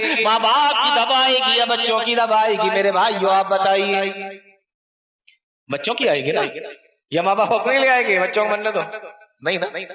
کما ربیانی صغیرہ، اے اللہ ان پر ایسے ہی رحم فرما جس طریقے سے انہوں نے بچپنے میں میرے اوپر رحم کیا تھا. آؤ اس کو ایک اور مثال سے سمجھ لو. ماں باپ ہے، باپ ہے، باپ کو بخار آ، غور سے سننا، باپ کو بخار آ رہا ہے، سردی سے تپ رہا ہے، بدن جل رہا ہے، بخار آ رہا ہے، باپ کی طبیعت خراب ہے، لیکن بچے گھر کے اندر بھوکے ہیں، بچے بھوک کی وجہ سے پریشان ہیں، گھر میں کھانے کو نہیں ہے، اناج نہیں ہے، باپ کو بخار ہے اور بچے بھوک سے مر رہے ہیں. بتاؤ میرے بھائیو یہ باپ آرام کرے گا یا اس بڑھاپے میں اور اس بخار کی وجہ سے جس میں سردی کی وجہ سے کانپ رہا ہے یہ کام کرنے کے لیے جائے گا. بتاؤ آپ کا دل کیا کہتا ہے؟ یہ سوئے گا، آرام کرے گا یا کام کرنے کے لیے جائے گا؟ بچے بھوکے ہیں اور باپ کو بخار آ رہا ہے، سردی دے کر بخار ہے، بتاؤ یہ کیا کرنے کے لیے جائے گا؟ بڑھاپے میں بخار میں بھی یہ کام کرنے کے لیے جائے گا. کیوں؟ اس لیے کہ ماں باپ اپنے بچوں کی بھوک کو برداشت نہیں کر سکتے. فرمایا رب ارحمہما کما ربیانی صغیرا، اے اللہ ان پر ایسے ہی رحم فرما جس طریقے سے انہوں نے بچپنے میں میرے اوپر رحم کیا تھا. ابھی سمجھ میں آیا کہ یہ بچپنے کا ذکر خاص طور سے کیوں کیا گیا؟ یہ اسی لیے کیا گیا کہ آپ دیکھیں کہ انہوں نے آپ کے لیے کیا کیا کیا ہے، کیسے پالا، کیسے بڑا کیا. ہو سکتا ہے، دیکھو ایک اور مثال سے سمجھاؤ، ہو سکتا ہے ایسا ہو سکتا ہے کسی کا باپ بیمار ہے، باپ بہت غور سے سنیں، کسی کا باپ بیمار ہے، اسپتال کے اندر بھرتی ہے، آپ اس کی دیکھ بھال کر رہے ہیں جیسے انہوں نے بچپنے میں آپ کی دیکھ بھال کی تھی. اب وہ پیخانے پیشاب کے لیے بھی نہیں جا سکتے، آپ کو لے کے جانا پڑتا ہے. جس طریقے سے بچپنے میں انہوں نے آپ کے لیے کیا، آپ اپنے والد کے لیے کر رہے ہیں، آپ اپنے باپ کے لیے کر رہے ہیں، ان کی دوا بھی کرا رہے ہیں، ان کو کھلا بھی اپنے ہاتھ سے رہے ہیں، ان کے پیخانے پیشاب کو بھی اپنے ہاتھ سے صاف کر رہے ہیں. اب آپ کو کیا لگ رہا ہے؟ آپ نے وہ بچپن کا حق ادا کر دیا جیسے انہوں نے بچپن میں تمہارے لیے کیا تھا، اب تم نے ان کے لیے کیا ہے، تو کیا یہ برابر ہو گیا؟ بولو آپ کو کیا لگتا ہے؟ ہو گیا برابر؟ نہیں. کیوں؟ میں بتاتا ہوں. آپ اسپتال میں پہنچے، والد کو دیکھا، ابا پیشاب کرنے تو نہیں جانا؟ نہیں. ٹوائلٹ لیٹرین کے لیے تو نہیں جانا ہے؟ نہیں. شام کو پہنچے، ابا لیٹرین تو نہیں لگ رہی ہے؟ نہیں. دوسرے دن پہنچے، ابا لیٹرین تو نہیں جانا ہے؟ نہیں. ادھر جب 1-2 دن تک باپ کو پیخانہ نہیں لگا، چاہے دوا کھانے کی وجہ سے یا کھانا کم کھانے کی وجہ سے، آپ نے کہا ٹھیک ہے، جو ہمیں ٹوائلٹ صاف کرنا پڑتی تھی، جو ہمیں پیخانہ صاف کرنا پڑتا تھا، اس سے تو کم سے کم بچ گئے، چلو ٹھیک ہے. آپ کام تو کر رہے ہیں، لیکن 1-2 دن تک جب ان کو لیٹرین نہیں آئی، آپ کو لگا کہ چلو ٹھیک ہے جب آئے گی تب صاف کر دیں گے. لیکن پھر سے آپ الٹا جائیے اور ریورس میں جائیے. جب 1-2 دن تک آپ کو لیٹرین نہیں آتی تھی، باپ بھی آپ کا پیٹ دبا کے دیکھ رہا ہے کہ پیٹ میں کوئی تکلیف تو نہیں ہے، ماں بھی آپ کا پیٹ دبا کے دیکھ رہی ہے کہ پیٹ میں کوئی تکلیف تو نہیں ہے. اور جب دیکھا کہ 1 دن تک 2 دن تک بچے نے پیخانہ نہیں کیا تو لے کے ڈاکٹر کی یہاں بھاگے کہ ڈاکٹر صاحب میرے بچے کو دیکھو، اس کو لیٹرین نہیں ہو رہی ہے. یہاں نہیں ہو رہی ہے تو آپ کہہ رہے ہیں کہ چلو ٹھیک ہے صاف کرنے سے بچ گئے. وہاں نہیں ہو رہی ہے تو ماں باپ ڈاکٹر کے پاس لے کے بھاگ رہے ہیں کیونکہ میرے بچے کو کچھ ہو تو نہیں گیا ہے. اس لیے اللہ فرماتا ہے رب ارحمہما کما ربیانی صغیرا. اللہ فرماتا ہے کہ یہ دعا کیا کرو، رب ارحمہما کما ربیانی صغیرا. اے اللہ ان دونوں پر ایسے ہی رحم فرما جس طریقے سے تو نے جس طریقے سے انہوں نے بچپنے میں ہمارے اوپر رحم کیا تھا. جی تو پہلی نشانی اذا ولدت الامۃ ربتها، اولاد نافرمان ہو جائے گی. یہ پیارے نبی صلی اللہ علیہ وسلم، اس تعلق سے بہت بات کی جا سکتی ہے لیکن میں ابھی اس کو یہیں پہ روکنے کی کوشش کرتا ہوں. یا ایک حدیث اور اسی پر سن لیتے ہیں، پھر بات آگے بڑھائیں گے. پیارے نبی فرماتے ہیں جا رجل الی النبی صلی اللہ علیہ وسلم، ایک آدمی اللہ کے نبی صلی اللہ علیہ وسلم کے پاس میں آیا، فقال یا رسول اللہ انی اصبت ذنبا عظیما. اے اللہ کے نبی مجھ سے ایک بہت بڑا گناہ ہو گیا ہے. آ کر کہتا ہے اللہ کے نبی مجھ سے بہت بڑا گناہ ہو گیا. کون سا گناہ ہوا تھا؟ حدیثوں میں کوئی ذکر نہیں. صحابہ اکرام تو چھوٹے گناہ کو بھی بڑا گناہ سمجھتے تھے، چھوٹے گناہ کو بھی وہ بڑا گناہ سمجھتے تھے. ہم لوگ تو ناک پہ مکھی بیٹھی اور ہاتھ سے اشارہ کیا اڑ گیا، ہم تو وہ بڑے گناہوں کو بھی اتنا ہلکا سمجھتے ہیں. فرمایا اے اللہ کے نبی انی اصبت ذنبا عظیما، اللہ کے نبی مجھ سے بہت بڑا گناہ ہو گیا ہے، کیا میری توبہ قبول ہو سکتی ہے؟ میں توبہ کرنے کے لیے کیا کروں، کیا پڑھوں، کیا مجھے کرنا پڑے گا؟ اللہ کے نبی صلی اللہ علیہ وسلم نے اس سے جو سوال کیا، ہل لک من ام، ہل لک من ام، او صحابی یہ بتاؤ کیا تمہاری ماں زندہ ہے؟ کیا تمہاری ماں زندہ ہے؟ ہل لک من ام، کیا تمہاری ماں زندہ ہے؟ صحابی رسول کہتے ہیں کہ لا، اے اللہ کے نبی نہیں، ماں کا تو کب کا انتقال ہو چکا ہے، ماں تو کب کی ختم ہو چکی ہے۔ پیارے نبی نے فرمایا ہل لک من خالۃ، پھر یہ بتاؤ کیا تمہاری خالہ زندہ ہے، کیا تمہاری خالہ موجود ہے؟ فرمایا قال نعم، ہاں میری خالہ زندہ ہے۔ اللہ کے نبی فرماتے ہیں فمن رہا، جاؤ اپنی خالہ کے ساتھ میں حسن سلوک کرو، اپنی خالہ کے ساتھ میں نیک سلوک کرو، اللہ تعالیٰ تمہارے گناہوں کو معاف کر دے گا، اللہ تمہاری خطاؤں کو مٹا دے گا۔ اپنے خالہ کے ساتھ میں نیک سلوک کرو۔ اندازہ کرو جب خالہ کے ساتھ میں نیک سلوک کرنے سے گناہوں کا خاتمہ ہو جا رہا ہے، اللہ کے نبی صلی اللہ علیہ وسلم بیان فرما رہے ہیں تم ماں کے ساتھ میں نیک سلوک کرنے سے کیا ہوگا؟ خالہ کا یہ حال ہے کہ خالہ کے ساتھ میں نیک سلوک کرو، ماں کی بہن ہے وہ، خالہ کے ساتھ یہ معاملہ، تو ماں کے ساتھ نیک سلوک کرنے کا اللہ اکبر آپ اندازہ بھی نہیں کر سکتے کہ اللہ تعالیٰ آپ پر کس کس طریقے کی رحمتیں، برکتیں اور کس کس طریقے کی نعمتیں آپ کے اوپر نازل کر سکتا ہے۔ کیوں؟ صرف ماں باپ کی خدمت کرنے کی وجہ سے۔ اس کے تعلق سے بہت ساری حدیثیں ہیں، بہت سارے واقعات ہیں جو ابھی آ بھی رہے ہیں ذہن میں، لیکن میں سب بتا نہیں سکتا کیونکہ میرا ٹاپک والدین کے حقوق نہیں ہے نا، اصل میں بتانا مجھے قیامت کی نشانیاں ہیں۔ تو پہلی نشانی اللہ کے نبی صلی اللہ علیہ وسلم نے بیان فرمائی، اذا ولدت الامۃ ربتها، جب اولاد نافرمان ہو جائے گی، یہ نشانی اللہ کے نبی نے اس حدیث کے اندر بتائی۔ دوسری نشانی اسی حدیث کے اندر بتائی، فرمایا وَأَن تَرَ الْحُفَاةَ الْعُرَاةَ الْعَالَةَ رِعَاءَ الشَّاةِ يَتَطَاوَلُونَ فِي الْبُنْيَانِ، اللہ کے نبی فرماتے ہیں وَأَن تَرَ الْحُفَاةَ الْعُرَاةَ الْعَالَةَ، جب ننگے پیر چلنے والے، جب ننگے بدن رہنے والے، جب بکریوں کے چرانے والے، يَتَطَاوَلُونَ فِي الْبُنْيَانِ، اونچی اونچی عمارتیں بنا کے اس میں فخر کرنے لگے، بڑی بڑی بلند بلند عمارتیں بنا کے اس میں فخر کرنے لگے، تو سمجھ لینا کہ قیامت قریب ہے۔ یہ قیامت کی نشانیوں میں سے ایک نشانی ہے، انتر الحفاۃ العراۃ العالۃ رعاء الشاہ، بکریوں کے چرواہے۔ ایک روایت کے اندر آیا رعاۃ الابل، اونٹوں کے چرواہے، یتطاولون فی البنیان، جب بلند عمارتیں بنانے لگے، اس پر فخر کرنے لگے، تو سمجھ لینا کہ قیامت قریب ہے۔ ننگے بدن، ننگے پیر، اور یہ جملہ جو ہے نا یہ بڑا خاص ہے، بکریوں کو چرانے والے اور رعاۃ الابل، اونٹوں کے چرانے والے۔ آپ یہ دیکھیں کہ یہ اونٹ کہاں چرائے جاتے تھے، بکریاں کہاں چرائی جاتی تھی، اونٹ کہاں چراتے تھے لوگ؟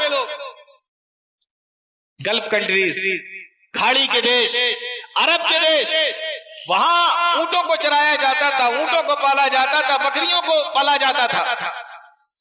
اور آپ دیکھیں برج خلیفہ، جدہ ٹاور، ایک کلومیٹر اونچی عمارتیں، 1.5 کلومیٹر اونچی عمارتیں، بلڈنگیں بن رہی ہیں۔ 40 سال پہلے کا دبئی دیکھو اور اب 40 سال کے بعد کا دبئی دیکھو، یا آپ کو لمبی لمبی اونچی اونچی بلند بالا عمارتیں ملیں گی، کہاں؟ وہی اونٹوں کے چرانے والے، بکریوں کے چرانے والوں کے یہاں۔ ارے میں تو یہ کہتا ہوں کہ جن کے پاس میں اپنے اونٹ ہوتے تھے نا، بہت سنا، جن کے پاس میں اپنے اونٹ ہوتے تھے، آج ان کے پاس میں اپنے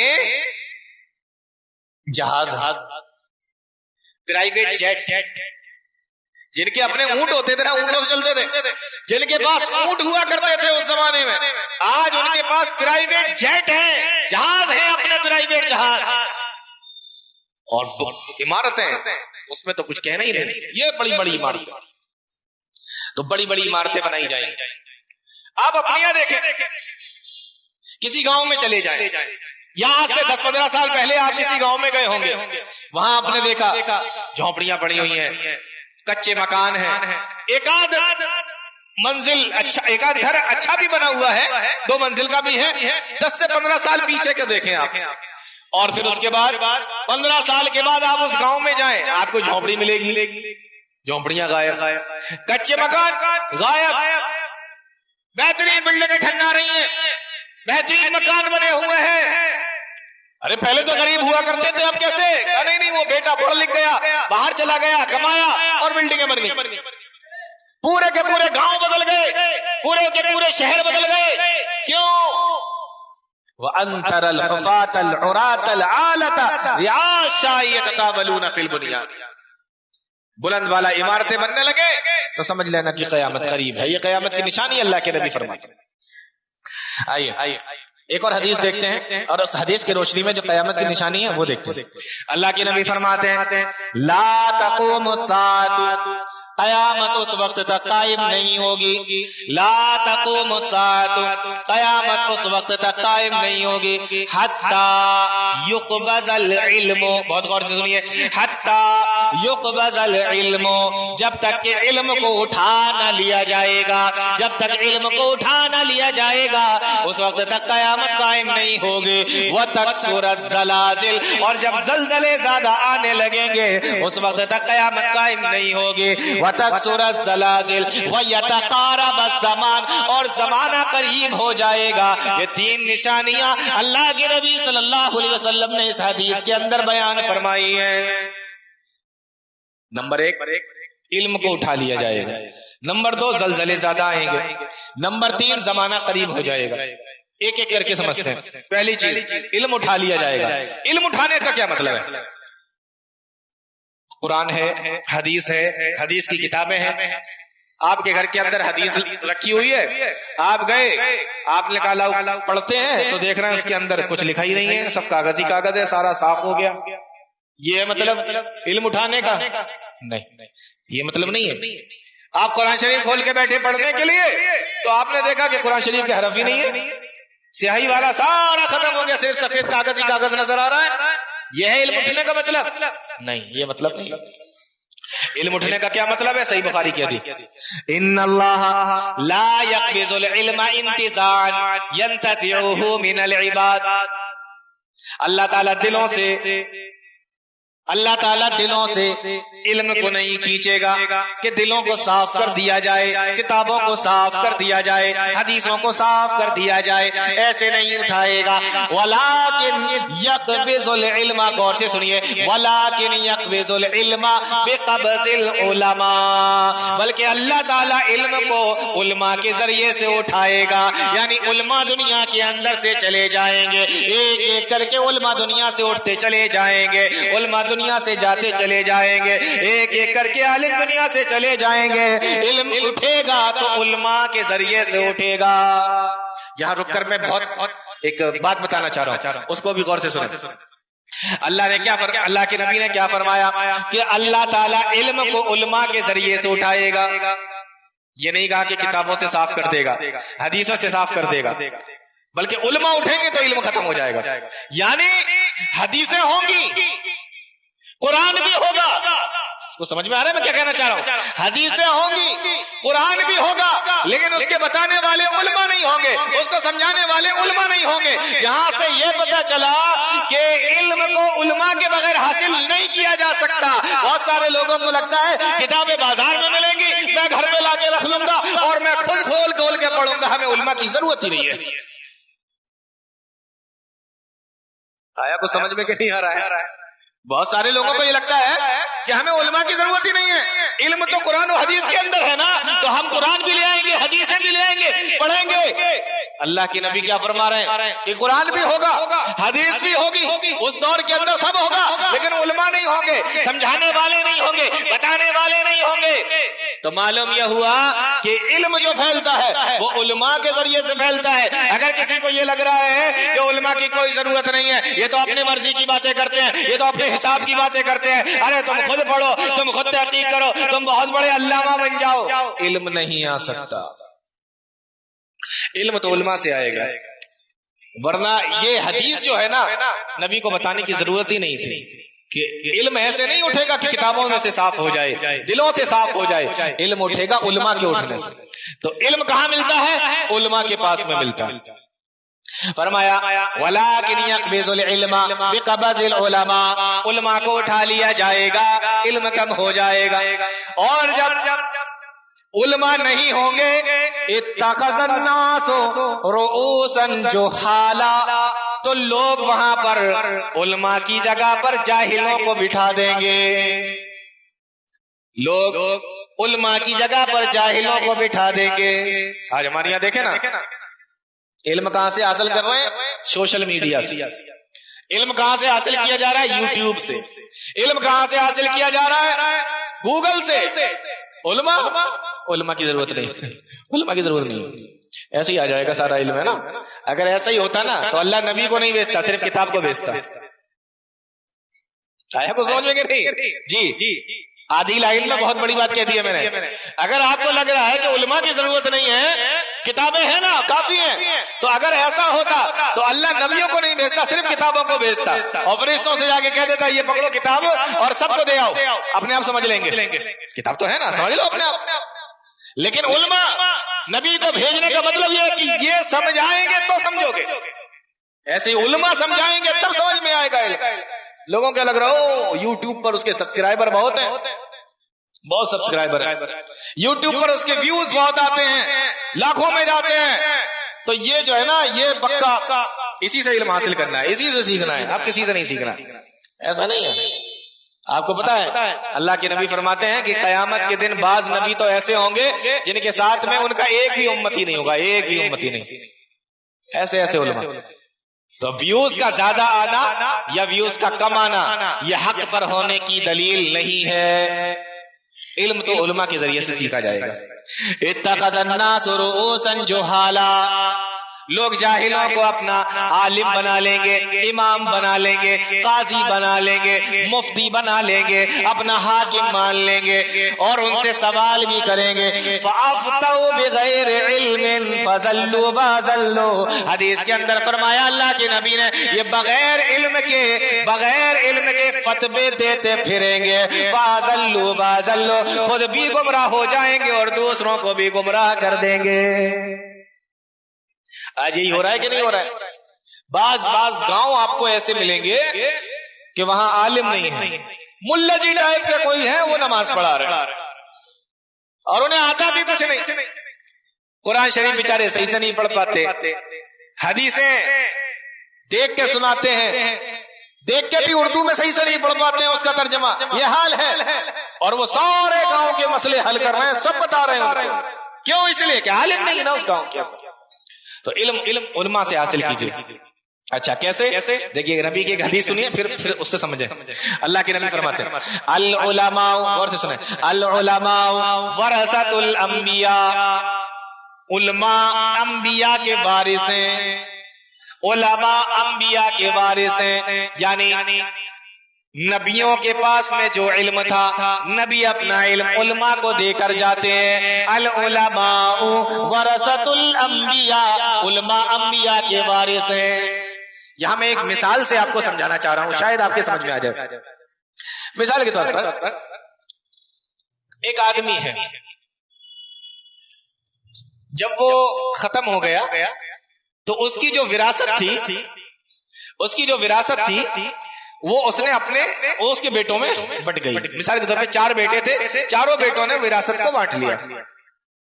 اب مان لیجیے آپ کو ان 4 بیٹوں میں سے جو چاروں بیٹوں کے پاس میں جگہ ہے، زمین ہے، اس میں سے کوئی زمین آپ کو چاہیے، تو آپ ان 4 بیٹوں میں سے کسی ایک بیٹے سے بات کریں گے یا کسی 5ویں آدمی سے جو اس کے پڑوس میں رہتا ہے اس سے بات کریں گے کہ مجھے جگہ چاہیے؟ کس سے بات کریں گے؟ جس کے پاس میں جگہ ہے اسی سے تو پوچھیں گے نا کہ بھئی مجھے آپ کی جگہ چاہیے، آپ کتنے کی دیں گے، اتنی بڑی ہے، کتنے کی لگے گی؟ تو جس کے پاس میں جگہ ہے باپ ختم ہو گیا، اپنی جگہ 4 بچوں میں بانٹ کے چلا گیا، اب ان میں سے کوئی ایک جگہ آپ کو چاہیے، تو آپ ان 4 میں سے کسی سے جا کے بات کریں گے یا اس کے پڑوسی سے جا کے بات کریں گے کہ مجھے والی جگہ چاہیے؟ وہ کہے گا بھائی ادھر کہاں آئے ہو، جگہ ان کی ہے، ان سے جا کے بات کرو۔ پتا کیا چلا کہ جس کے پاس میں وراثت کا حق ہے وہی تو دے گا آپ کو۔ تو علم کس کو دیا؟ علماء کو دیا۔ تو علم لینا کس سے ہے؟ جب لینے کی باری آئی تو آپ علم لینے کے لیے علماء کو چھوڑ کر ڈاکٹروں کو ڈھونڈ رہے ہیں، انجینئروں کو ڈھونڈ رہے ہیں، ایڈوکیٹ اور وکیلوں کو ڈھونڈ رہے ہیں۔ اور علم کہاں سے حاصل کرنا ہے؟ علماء سے حاصل کرنا ہے۔ کہ وراثت کس نے دی ہے؟ کس کو ملی ہے؟ علماء کو ملی ہے۔ پتہ نہیں سمجھ میں آیا کہ نہیں آیا؟ مثال سمجھ میں آئی جی؟ تو وراثت علماء کے پاس ہے، لیکن ہم ڈھونڈتے کہاں ہیں؟ دوسروں کے پاس میں جا کے ڈھونڈتے کہ ان سے لے لو، ان سے لے لو، ان سے لے لو۔ ان کے پاس ہے ہی نہیں، ڈھونڈ کہاں رہے؟ وراثت تو علماء کے پاس ہے۔ العلماء ورثۃ الانبیاء۔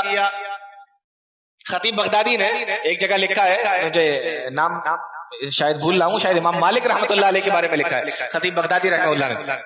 وہ کہتے ہیں کہ میں جب تک کسی سے مسئلہ نہیں پوچھتا تھا، فتویٰ نہیں معلوم کرتا تھا، جب تک مدینہ کے 70 علماء یہ گواہی نہ دے دیں کہ یہ عالم ثقہ عالم، اس سے علم حاصل کر سکتے ہو۔ امام مالک کہتے ہیں میں اس وقت تک اس سے علم حاصل نہیں کرتا تھا جب تک مدینہ کے 70 لوگ مجھے یہ نہ بتا دیں کہ اس سے علم حاصل کر سکتے ہو۔ جب تک نہیں علم حاصل کرتا تھا، 70 لوگ گواہی دیں تو علم حاصل کرتا تھا۔ امام مالک کہہ رہے ہیں، اور ہمارے یہاں جس کے بارے میں 70 لوگ گواہی دے دیں کہ یہ جاہل ہے، دیکھو کتنا سمجھ میں آیا۔ ہمارے یہاں جس کے بارے میں 70 لوگ گواہی دیتے ہیں کہ یہ جاہل ہے، ہم اس سے بھی مسئلے پوچھ لیتے ہیں، ہم اس سے بھی مسئلے پوچھ لیتے ہیں اور وہ بتا بھی دیتا ہے۔ یہ بھی دیکھیں عجیب بات، بغیر علم کے بتا بھی دیتا ہے، ہم پوچھ بھی لیتے ہیں وہ بتا بھی دیتے ہیں۔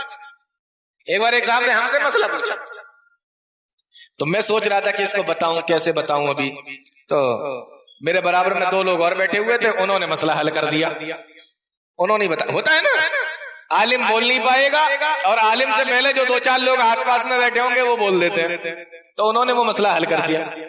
مجھ سے کہنے لگے، وہ جو پوچھنے کے لیے آئے تھے، کہنے لگے مولانا آپ تو بول نہیں پائے، آپ سے پہلے انہوں نے بتا دیا۔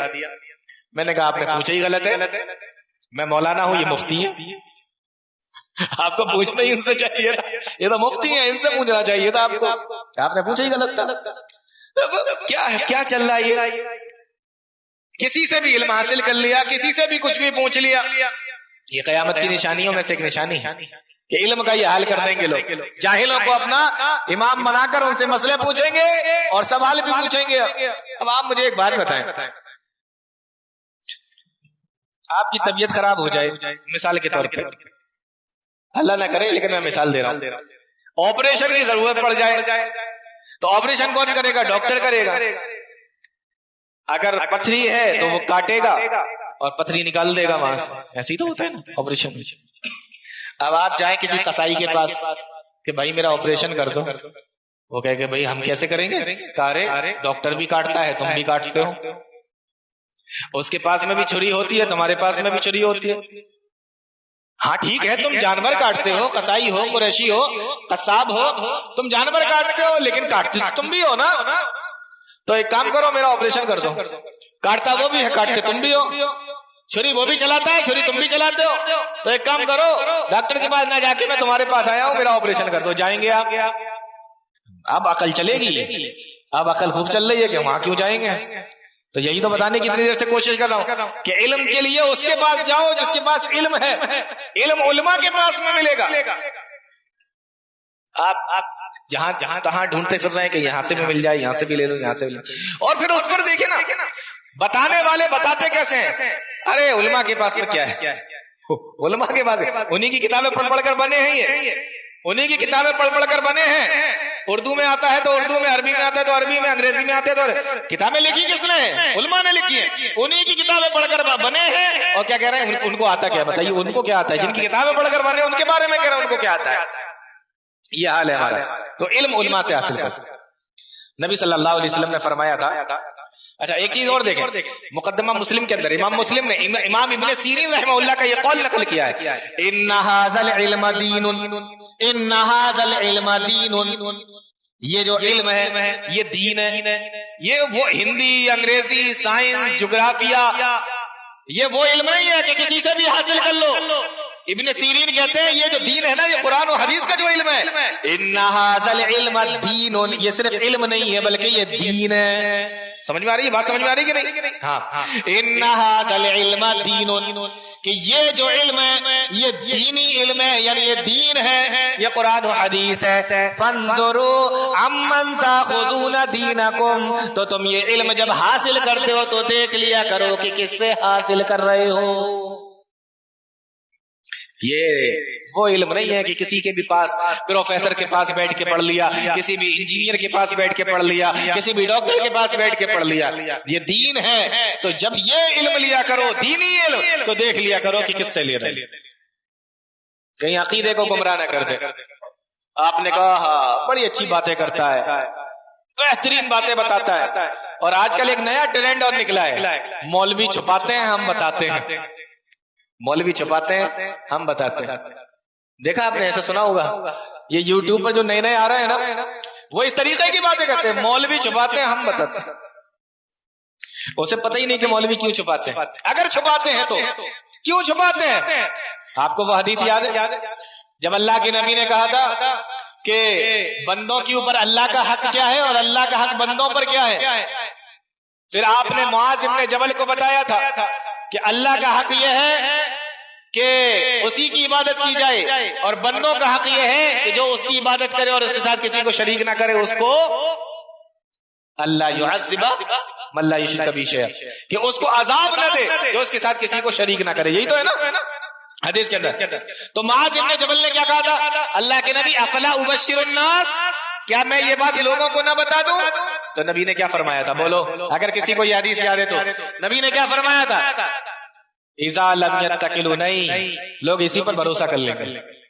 چھپانے کا حکم کس نے دیا، بولو نبی نے دیا۔ تو علماء کو پتا ہے کہاں چھپانا ہے کہاں بتانا ہے۔ اب یہ کیا بات ہو گئی کہ علماء چھپاتے ہیں ہم بتاتے ہیں، علماء کو پتا ہے کون سی بات بتانا ہے اور کون سی بات چھپانا ہے۔ اس لیے یہاں حدیث دیکھیں، بالکل صحیح حدیث ہے، کہاں میں لوگوں کو بتا دوں، نبی نے فرمایا کہ نہیں، اذا لم یتکلوا، اسی پر بھروسہ کر لیں۔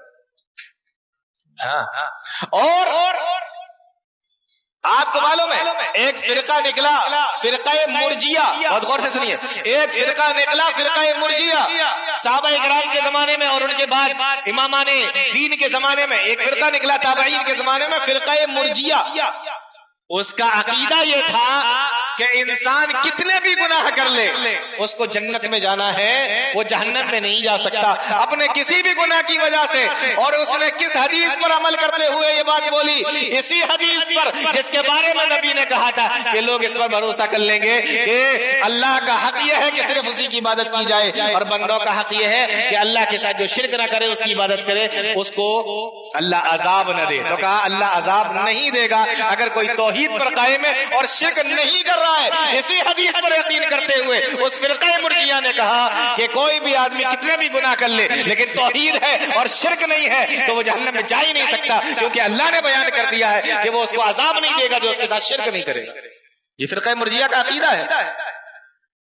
جب یہ حدیث آئی سامنے، نبی نے کہا تھا بتانا مت، لیکن جب یہ آئی تو اس حدیث کو نہ سمجھنے کی وجہ سے لوگ گمراہ ہو گئے، اس لیے نبی نے کہا تھا کہ بتانا مت۔ آ رہا ہے کچھ سمجھ میں کہ نہیں آ رہا ہے؟ تو علماء کو پتا ہے کون سی بات بتانا ہے کون سی بات چھپانا ہے۔ بہرحال میں یہ بتا رہا تھا کہ نبی نے فرمایا لا تقوم الساعة حتى يقبض العلم، قیامت اس وقت تک قائم نہیں ہوگی جب تک کہ علم کو اٹھا نہ لیا جائے گا۔ اور علم کیسے اٹھے گا؟ علماء اٹھیں گے۔ اور ابھی دیکھیں نا کتنی تیزی کے ساتھ میں علماء اس دنیا سے اٹھتے چلے جا رہے ہیں۔ امام بخاری گئے، دوبارہ بخاری، کوئی امام بخاری نہیں آیا۔ امام مسلم گئے تو کوئی دوسرا امام مسلم نہیں آیا۔ امام ابن تیمیہ گئے تو کوئی دوسرا ابن تیمیہ نہیں آیا۔ امام ابن قیم گئے، کوئی دوسرا ابن قیم نہیں آیا۔ شاہ ولی اللہ محدث دہلوی گئے تو کوئی دوسرا شاہ ولی اللہ محدث دہلوی نہیں آیا۔ امام احمد ابن حنبل گئے تو کوئی دوسرا احمد ابن حنبل نہیں آیا۔ علماء دنیا سے اٹھتے چلے جا رہے ہیں۔ تو علم اٹھ جائے گا۔ علم کیسے اٹھے گا؟ علماء اٹھ جائے۔ اچھا، دوسری چیز نبی نے کیا فرمائی؟ وَتَكْسُرَ، یہ حدیث کو پورا کر کے بات ختم کر دیں گے۔ وَتَكْسُرَ الزَّلَازِلُ، اور زلزلے زیادہ آئیں گے۔ قیامت کی ایک نشانی یہ ہے کہ زلزلے زیادہ آئیں گے۔ یہاں جو بزرگ بیٹھے ہوئے ہیں بوڑھے لوگ, آپ ان سے پوچھو کہ ابا جب آپ چھوٹے تھے تو زلزلے آتے تھے, یہ کیا ہے, یہ کیا ہوتا ہے؟ ہم نے تو کبھی نہیں سنا کہ زلزلہ آیا کہیں پر, برسوں میں کبھی کبھار کہیں پر زلزلہ آتا تھا. کہہ رہے ہم جوان ہو گئے تب بھی ہم نے کہیں نہیں سنا. لیکن اب دیکھیں آج کا ماحول کیا ہے, آج کا حال کیا ہے. ہر ہفتے کہیں نہ کہیں زلزلہ آتا ہے, ہر ہفتے کی نیوز ہے کہیں نہ کہیں زلزلہ ضرور آئے گا. وَتَكْسُرَ الزَّلَازِلُ, زلزلے زیادہ آئیں گے. تیسری چیز اللہ کے نبی صلی اللہ علیہ وسلم نے بیان فرمائی کہ قیامت اس وقت تک قائم نہیں ہوگی, یتقارب الزمان, جب تک کہ زمانہ قریب نہ ہو جائے. زمانہ قریب ہو جائے گا تب قیامت آ جائے گی. یہ زمانہ قریب کا کیا مطلب ہے؟ اس کا بھی بڑا اچھا مطلب بیان کیا ہے. زمانہ قریب ہو جائے گا, اس کا کیا مطلب ہے؟ محدثین نے لکھا ہے, حدیث کی شرح کرنے والوں نے, کہ زمانہ قریب ہو جائے گا اس کا مطلب یہ ہے کہ وقت بہت جلدی جلدی بیتے گا. یہ ہے اس کا مطلب, وقت بہت جلدی جلدی بیتے گا. یہ زمانہ قریب ہونے کا مطلب ہے. سال کہاں چلا گیا پتہ نہیں چلے گا, مہینہ کہاں چلا گیا پتہ نہیں چلے گا, ہفتہ کہاں چلا گیا پتہ نہیں چلے گا, دن کہاں چلا گیا پتہ نہیں چلے گا. یتقارب الزمان, زمانہ قریب ہو جائے گا, یعنی دن اور رات اتنے جلدی جلدی بیتنے لگیں گے کہ انسان کو پتہ ہی نہیں چلے گا کہ یہ وقت کہاں بیتا چلا جا رہا ہے. اب آپ دیکھیں نا, ایسا لگتا ہے کہ ابھی 2024 جو شروع ہوئی ایسا لگا جیسے کل کی بات ہے, ابھی شروع ہوئی ہے, لیکن 2 مہینے ہونے والے. وقت جلدی جلدی بیتے گا. ایک مطلب تو یہ ہے. دوسرا مطلب یہ ہے انسان اپنے کاموں کے اندر اتنا مصروف ہو جائے گا کہ اس کو دن کا پتہ ہی نہیں چلے گا. یہ دوسرا مطلب ہے. یعنی پہلے دیکھو آپ ہمارے بزرگوں کو, ہمارے بوڑھے لوگوں کو سائیکل لے کر گھر سے نکلا کرتے تھے, دن بھر کام کیا کرتے تھے, شام کے وقت میں آ جایا کرتے تھے, اور سورج نکلا ہوا کرتا تھا, کام بھی سارا نپٹا کر سائیکل سے آ جایا کرتے تھے. اور آج کا دور دیکھ لیجئے, انسان موٹر سائیکل سے نکلتا ہے اور رات میں 8 بجے گھستا ہے, اس کو ٹائم کا کچھ پتہ ہی نہیں چلتا, اور اتنا بھی کام نہیں کر پاتا جتنا ہمارے بزرگ کر لیا کرتے تھے. ٹائم ہی نہیں ملتا, مصروفیت اتنی. ظہر کہاں چلی گئی پتہ نہیں چلا, عصر کہاں چلی گئی پتہ نہیں چلا. تھوڑا سا کام ہے بینک کے اندر چلے گئے, جب باہر نکلے تو پوری دوپہر ختم ہو چکی ہے, شام کا ٹائم ہو چکا ہے, دن پورا بیت چکا ہے. تھوڑا سا کام ہے کچہری کے اندر چلے گئے, اور جب کچہری سے باہر نکلے دن پورا ختم ہو چکا ہے. دن اتنی جلدی جلدی بیتے گا. یتقارب الزمان, زمانہ قریب ہو جائے گا. یہ دوسرا مطلب ہے محدثین نے لکھا ہے. تیسرا مطلب محدثین نے لکھا ہے کہ زمانہ قریب کا مطلب یہ ہے کہ یہ فاصلے کم ہو جائیں گے, فاصلے کم ہو جائیں گے. مہینوں کا سفر گھنٹوں میں ہونے لگے گا, گھنٹوں کا سفر چند لمحوں میں ہونے لگے گا. یعنی جس جگہ جانے کے لیے 40 دن چلنا پڑتا تھا, 15 20 دن چلنا پڑتا تھا, اس جگہ جانے کے لیے صرف 2 سے 2.5 گھنٹے چلنا پڑے گا. پرانے زمانے میں کسی کو یہاں سے بمبئی جانا ہو, کم سے کم میرا خیال ہے 15 دن تو اس کو اپنا اونٹ اور گھوڑا لے کے چلنا ہی پڑے گا. اور ابھی اگر کسی کو بمبئی جانا ہو, 2 بجے یہاں سے بیٹھو اور 4 بجے بولو سو گئے, جاگ رہے ہو, ہاں 4 بجے ممبئی پہنچ گئے, 2 گھنٹے کے اندر ممبئی. تو کوئی ایک حیرت کی بات ہوتا, پرانے زمانہ چھوڑیے, آج کا زمانہ دیکھیں. پرانے زمانے میں کوئی یہ بات سوچ سکتا تھا, بہت غور سے سننا, مزیدار بات ہے بتا رہا ہوں. پرانے زمانے میں کوئی یہ سوچ سکتا تھا کہ بنارس میں وضو بنائے, غور سے سننا, بنارس میں وضو بنائے اور اس وضو سے ظہر کی نماز پڑھ کر نکلے, اور اسی وضو سے عصر کی نماز بمبئی میں پڑھ لے. بولو ایسا ہو سکتا ہے کہ نہیں ہو سکتا؟ بنارس کے وضو سے بمبئی میں نماز پڑھی جا سکتی ہے کہ نہیں پڑھی جا سکتی ہے؟ بولو پڑھی جا سکتی کہ نہیں؟ سوچ سکتے ہیں آپ؟ وضو بنایا بنارس میں، نماز جا کے پڑھ رہے بمبئی میں، وضو ٹوٹا ہی نہیں، 2 گھنٹے میں پہنچ گئے۔ وَيَتَقَارَبَ الزَّمَانُ، یہی ہے زمانہ قریب ہو جائے گا، فاصلے مٹ جائیں گے۔ وَيَتَقَارَبَ الزَّمَانُ، زمانہ قریب ہو جائے گا۔ نبی فرماتے ہیں لا تقوم الساعۃ، اس وقت تک قیامت نہیں آئے گی، یتقارب الزمان، جب تک زمانہ قریب نہ ہو جائے گا۔ محدثین نے ایک چیز اور لکھی ہے، یہ بتا کے بات ختم کروں گا۔